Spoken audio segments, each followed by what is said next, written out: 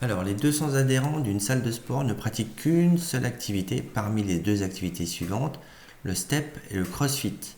La répartition des adhérents est donnée dans le tableau suivant.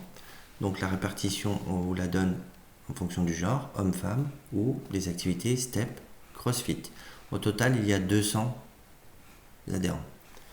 Donc F, l'adhérent est une femme, donc je vais noter ici directement. F, c'est l'événement, l'adhérent est une femme. H, homme. S, step. C, crossfit. Première question, déterminer la probabilité P de F de l'événement F. Donc qu'est-ce que ça veut dire P de F? Bien, c'est la probabilité que l'adhérent soit une femme. Probabilité que l'adhérent soit une femme. Donc, il y a combien de femmes en tout parmi les 200 adhérents?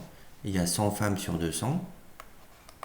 100 femmes sur 200, ce qui fait 1 demi, ce qui fait 0,5. Donc P de F égale 0,5. 2. Déterminer la probabilité que l'adhérent soit un homme qui pratique le step. Donc on vous demande de calculer la probabilité que l'adhérent soit un homme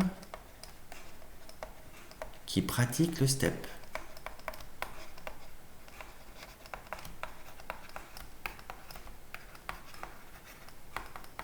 Donc cette probabilité ici, elle s'écrit comment? En utilisant les lettres qui nous sont fournies. Donc ici, on vous demande de calculer la probabilité que ce soit un homme et en même temps, il fait du step. Inter, step. Donc c'est P de H inter S. Donc on regarde combien il y a d'hommes qui pratiquent le step. Eh bien, il y en a 20. Il y en a 20 parmi combien? Il y en a 20 parmi les 200 adhérents, parce qu'ici, on ne met aucune condition. Donc il y en a 20 sur les 200. Donc il en reste 2 sur 20, on simplifie, ce qui fait 1 sur 10, un dixième, ce qui fait 0,1. Donc c'est-à-dire il y a 10% d'hommes qui pratiquent le step dans cette salle de sport. 3. Déterminer la probabilité de l'événement F inter S. Donc P de F inter S. Donc c'est les femmes qui pratiquent le step. Il faut être une femme, que ce soit un adhérent femme, et en même temps qui fait du step. Donc il y a combien de femmes qui font du step? Il y en a 60 par lecture dans le tableau. 60 sur 200. 6 sur 20. On peut simplifier par 2, ce qui fait 3 sur 10. Et 3 dixièmes, ça s'écrit 0,3. 4. Les événements F et S sont-ils indépendants? Alors là c'est du cours. F et S sont indépendants si la probabilité de l'intersection F inter S est égale à P de F fois P de S.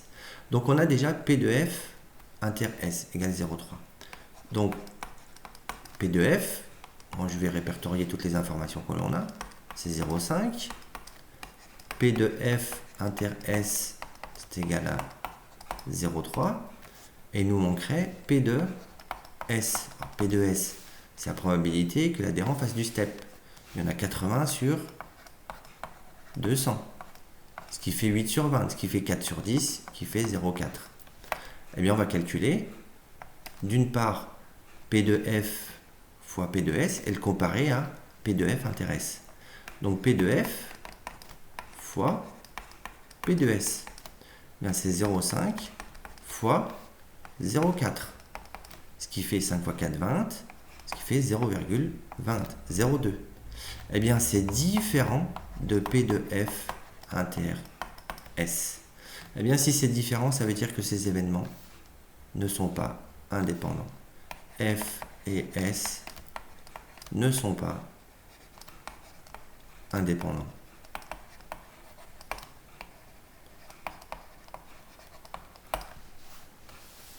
Question 5. On choisit au hasard une femme parmi les adhérents. Donc on choisit une femme. On sait déjà qu'on est parmi les femmes. Quelle est la probabilité qu'elle pratique le crossfit? Donc ça s'écrit, quelle est la probabilité qu'elle pratique le crossfit, sachant que c'est une femme, puisqu'on a déjà choisi une femme. Donc ici, ça s'écrit, probabilité qu'elle pratique le crossfit, P de C, sachant F. P de C sachant F, on a mis une condition, on choisit au hasard une femme parmi les adhérents. Donc on est parmi les femmes. Donc il y en a 100. Donc on est parmi les 100 femmes ici. Quelle est la probabilité qu'elles pratiquent le CrossFit? 40 sur 100. Ce qui fait 0,4. Et question 6. Déterminer la probabilité P de F sachant C. Alors, P de F sachant C. Alors ça veut dire quoi? Ça veut dire parmi. C'est la condition. Le sachant, c'est ça. Donc ça veut dire quoi? On cherche la probabilité que ce soit une femme parmi les adhérents qui pratiquent le CrossFit. Donc je vais regarder ici. Parmi ceux qui pratiquent le CrossFit, parmi les 120, il y a combien de femmes? Il y en a 40 sur 120. Ce qui fait 4 sur 12. On en divise par 4, ce qui fait un tiers.